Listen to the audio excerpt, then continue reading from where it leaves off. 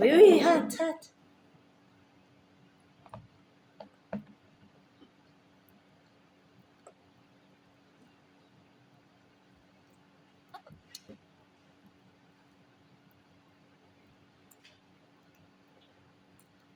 Big mouth so that you will eat. Mm. Okay na. Hindi na mo. Oh. Yan, 2 days bago nakarating. Yan, tinan mo. Yan, successful na. Pero hindi dumating. Na-traffic, sabi ko sa anak ko.